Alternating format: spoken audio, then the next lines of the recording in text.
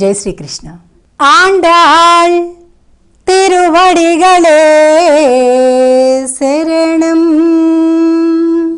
நீளாதுங்கஸ்தனகிரி தட்டி சுப்தமுத்போத்ய கிருஷ்ணம் பாரார்ధ్యం స్వం శృతి శతశిరసిద్ధం అధ్యాపయంతి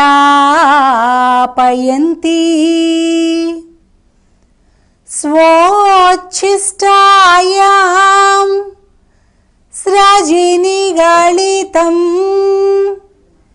యా బలాత్కృత్య భుంక్తే గోదా తస్యై నమః భూయ ఏవాస్తు భూయః. తిరుప్పావై దివ్య వ్రతంలో 13వ రోజుకి చేరుకున్నాం.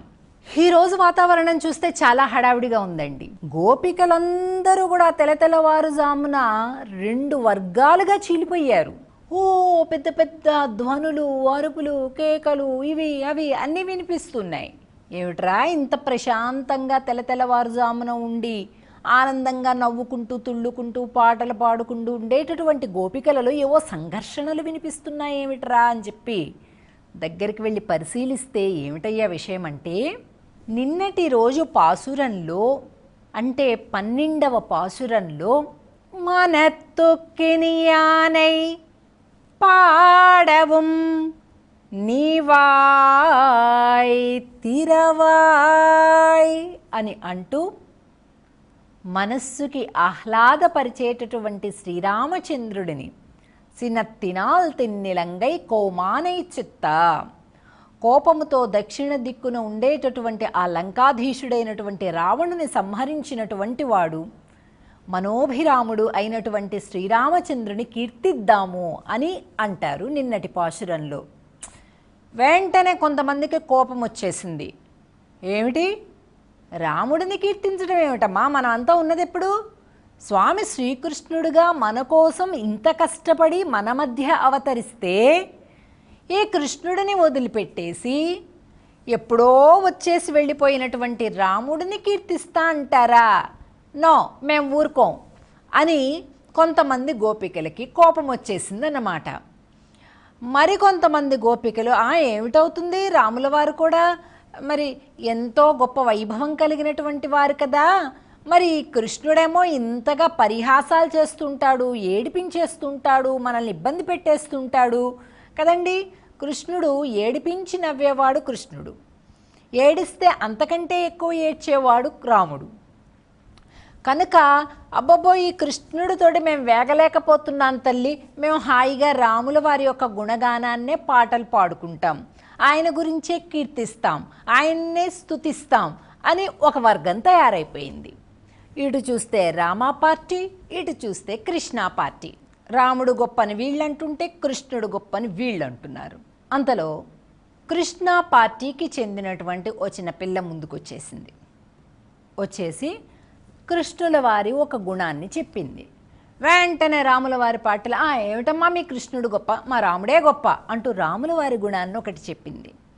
వెంటనే కృష్ణ పార్టీ వాళ్ళని తక్కువ ఉంటారా, వెంటనే వాళ్ళు ఇంకోటి చెప్పారు, వీళ్ళు ఇంకోటి, అలా మాటకి మాట పెరగడాన్ని మనం ఈరోజు పాసురంలో చూస్తాం.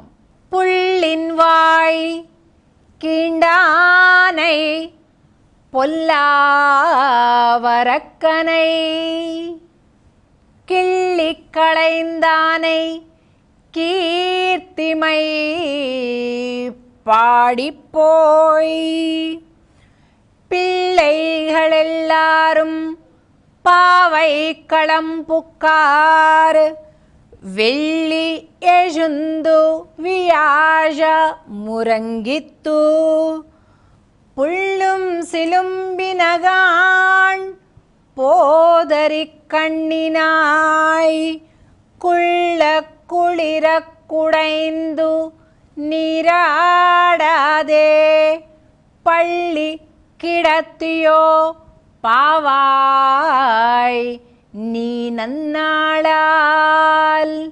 కళ్ళం తవిరిందు కలందు ఏలో రెంబావాయ్. సరే, ఒక గుణం ఒకసారి నువ్వు కృష్ణుని కీర్తించు, ఒకసారి మేం కీర్తిస్తాం. అలా ఇద్దరు ఒక చిన్న ఒప్పందానికి వచ్చారు.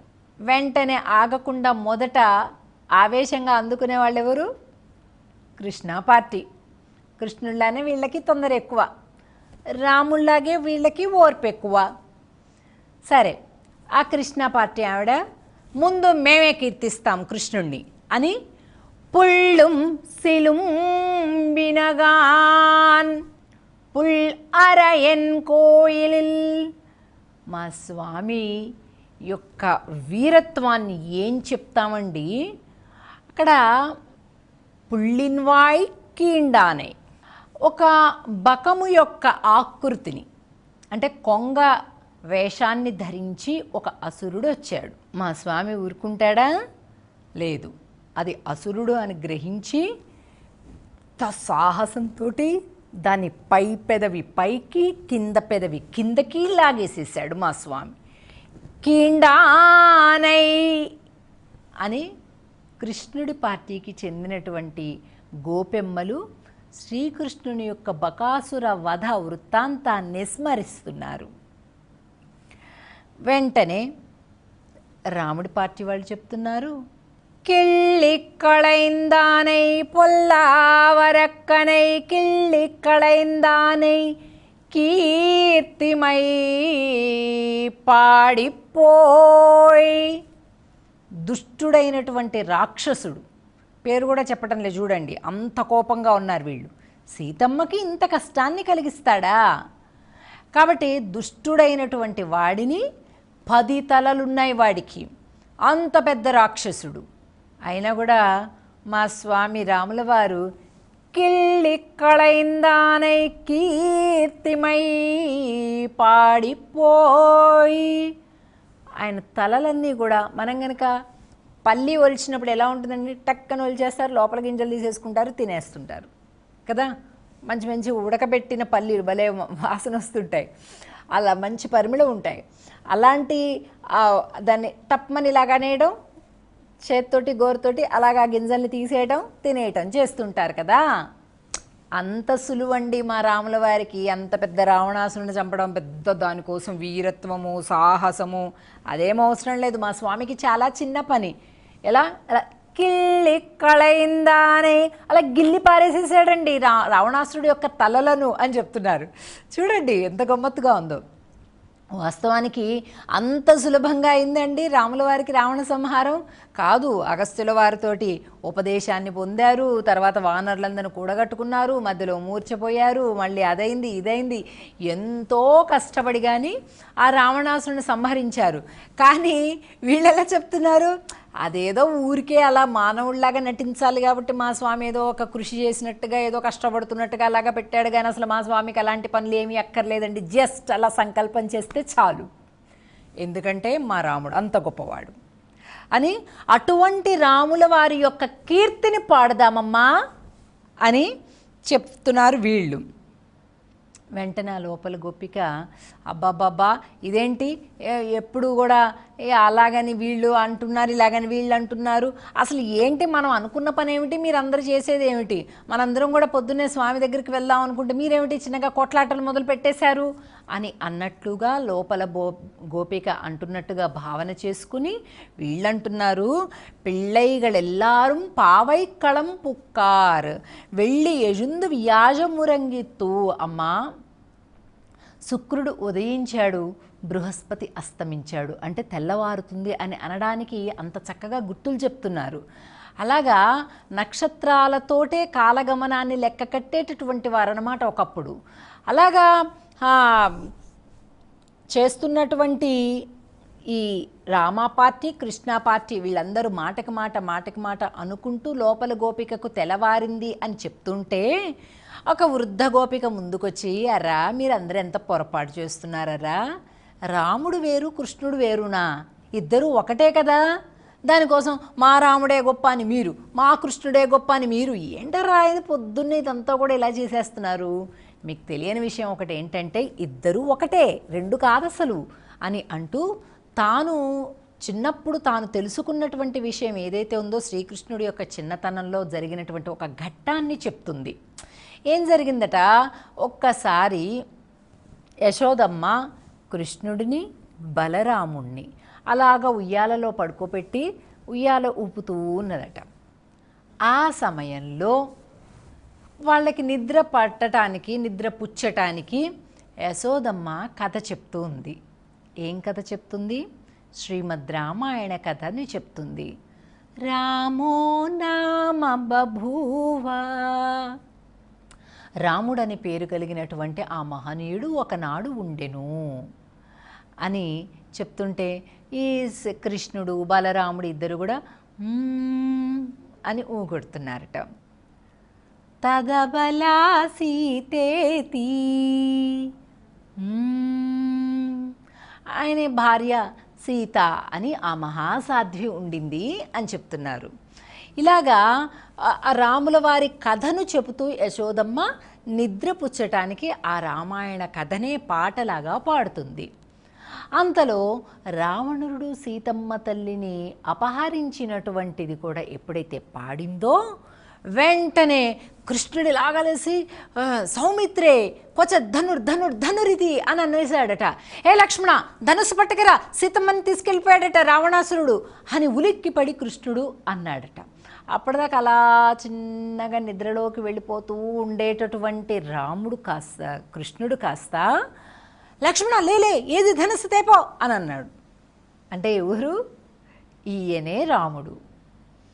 అమ్మా, మనం చూడటానికి కృష్ణుడిలా కనిపిస్తున్నప్పటికీ కూడా ఆనాడు ఆ రాముడే ఈనాటి ఈ కృష్ణుడు.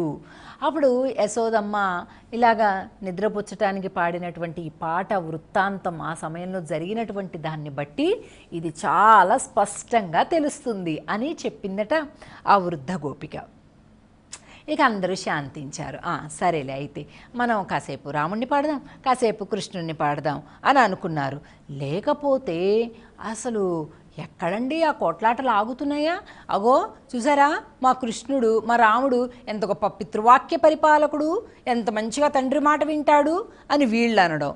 వెంటనే కృష్ణుడు పార్టీ వాళ్ళు, ఏమిటమ్మా మీ రాముల వారి గొప్పతనం, మా స్వామి కూడా పుడుతూనే చతుర్భుజాలతోటి శంఖచక్ర గదా దివ్యాయుధాలతోటి పంచాయుధాలతోటి పుట్టాడు, పీతాంబరం కట్టుకొని. ఏమండి, ఎక్కడన్నా కనీవిని ఎరుగుతామేలాగా? చతుర్భుజాలతోటి పంచాయుధాలతోటి పీతాంబరం కట్టుకొని అలాగా చెరసాలలో పుట్టిన వాళ్ళని ఎవరినైనా చూస్తామో మనం? అసలు అవ్వదు. అలాగా పుట్టాడు ఆయన, పరమాత్మయేగానే లోకానికి ప్రకటితం అవ్వాలనే పుట్టాడు. అలాంటి ఆయన్ని వసుదేవుడు భయపడిపోయి ఎక్కడ కంసుడు వచ్చేసి ఏం చేస్తాడో అని భయపడిపోయి ఏం చెప్పాడు? ఉపసంహార విశ్వాత్మన్, తీసే స్వామి, అవన్నీ తీసేసే, ఆ శంఖచక్రాలు తీసే, ఆ పీతాంబరం తీసే, 4 భుజాలు తీసే, నాయన మామూలుగా ఉండు అని ప్రార్థించాడు. పుడుతూనే తండ్రి యొక్క మాట విని వెంటనే అన్ని ఉపసంహరించుకున్నాడు మా స్వామి. ఎప్పుడో పెద్దయ్యాక గురువుల దగ్గర విద్యాభ్యాసం అయిన తర్వాత అప్పుడు దశరథుడి యొక్క తండ్రి మాటను గౌరవించాలి, పాటించాలి అని రాముల వారు వనవాసానికి వెళ్ళారు. అంటే అప్పుడు జ్ఞానము తెలిసిన తర్వాత తండ్రి మాట వినడం గొప్పనా, పుడుతూనే తండ్రి మాట వినడం గొప్పనా? కదండి. అంటే అలాగా మా శ్రీకృష్ణుడే పితృవాక్య పరిపాలకుడు. మనం మొదటి పాశ్రంలో కూడా చూస్తాం, నందగోపన్ కుమారన్ అని అంటాం. అంటే నందగోపుడి యొక్క కుమారుడిగా చాలా విధేయుడిగా ఉంటాడనమాట. తల్లి దగ్గర ఎలా ఉంటాడు? సింహపిల్లలాగా ఉంటాడు. తండ్రి దగ్గర ఎలా ఉంటాడు? చాలా వినయంగా ఉంటాడనమాట మా స్వామి. మనం ఇళ్లలో పిల్లలు కూడా అలాగే కదా, తల్లి దగ్గర అబ్బబ్బా ఎన్ని సాధించుకుంటారంటే ఇక దానికి అంతు ఉండదు తల్లి దగ్గర. కానీ తండ్రో ఒకసారి అని కళ్ళు ఉరిగితే అలాగ భయభక్తులతో దూరంగా ఉండిపోతారు కదా. అలాగా ఈ గోపెమ్మలకి కృష్ణుడు రాముడు ఇద్దరు ఒకటే అని ఎప్పుడైతే తెలియజేశారో అప్పటిదాకా ఇలా చేశాడు మా కృష్ణుడు, అలా చేశాడు మా రాముడు అని కొట్టుకోవడం మానేసేసి, సరే ఇద్దరం ఒక్కొక్కసారి కీర్తించుకుంటూ అందరం కలిపి వెళ్దామే అని అనుకున్నారు. అప్పుడు మళ్ళీ తిరిగి ఆ బయట తెలతెలవారింది అనే గుర్తులను చెప్తూ పుళ్ళుం సిలుం బినగాన్ పోద్ అరి కణ్ణినాయ్. అమ్మా పక్షులన్నీ కూస్తున్నాయమ్మా, తెల్లవారిపోయింది. నువ్వు ఆ లేడి యొక్క కన్నులు ఎలా ఉంటాయో అటువంటి నేత్ర సౌందర్యం కలిగినటువంటి దానివి. పోదరి కణ్ణినాయ్ అని అంటూ కళ్ళ కుళిర కుడైందు నీరాడాదే.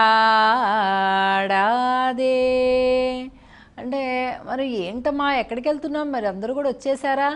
అవునమ్మా, మనం స్నానం ఆడదాం అనుకున్నాం కదా. ఈ వ్రతం మనం ఇవాళకి 13వ పాసురంలోకి వచ్చాం. అయినా స్నానానికి వెళ్తున్నామని ఉంటుంది, కానీ స్నానం చేసేసి వ్రతం ఎక్కడ చేసిందో అర్థం కావడం లేదు అని అనుకుంటూ ఉంటారు కొంతమంది.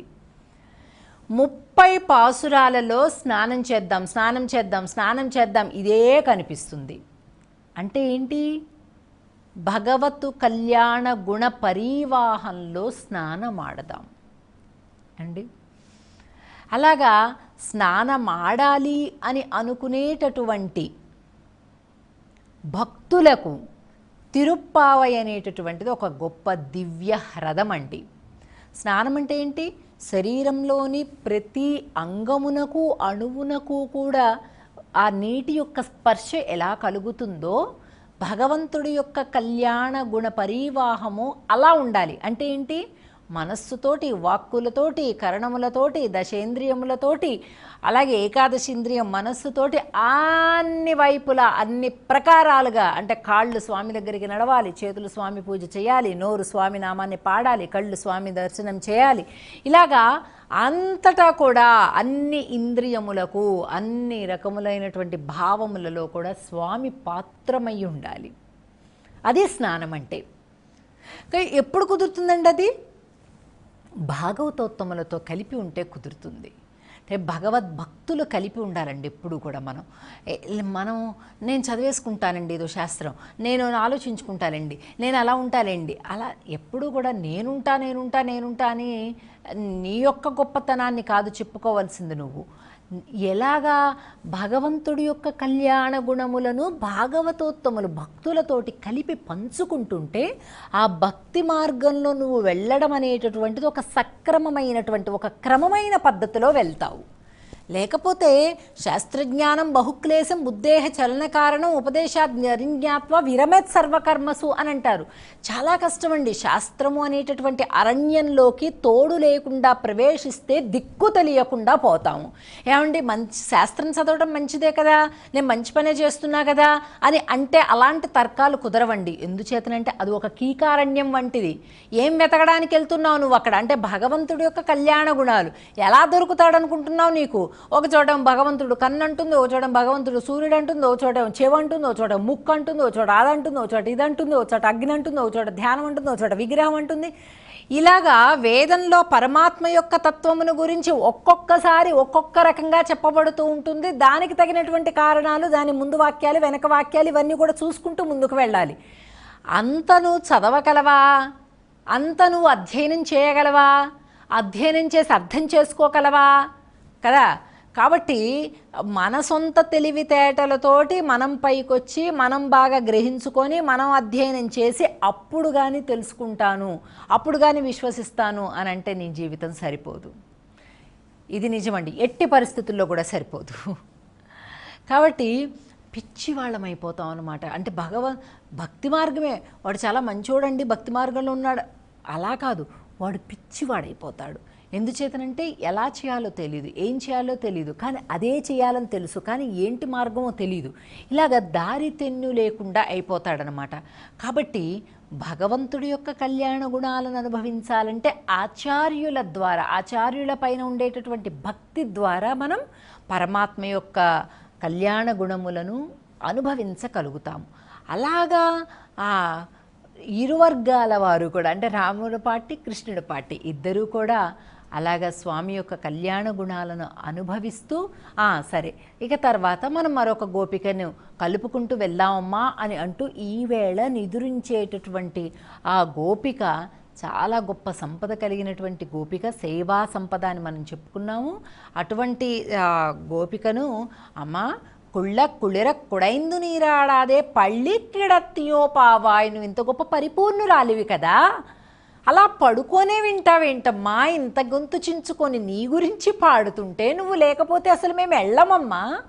కాబట్టి ఆ స్వామి నీ దగ్గర ఉండి ఉండొచ్చు బహుశా, అందుచేతనే కపటమును వీడు, అందరితో కలిపి పంచుకో అని అంటూ, నీవు లేకుండా మాకు అస్తిత్వం లేదు ఈ గోష్ఠికి అని చెబుతూ ఆండాళ్ తల్లి ఈవేళ మరొక గోపికను నిద్ర మేల్కొలుపుతుంది. తిరిగి కలుద్దాం. జై శ్రీకృష్ణ.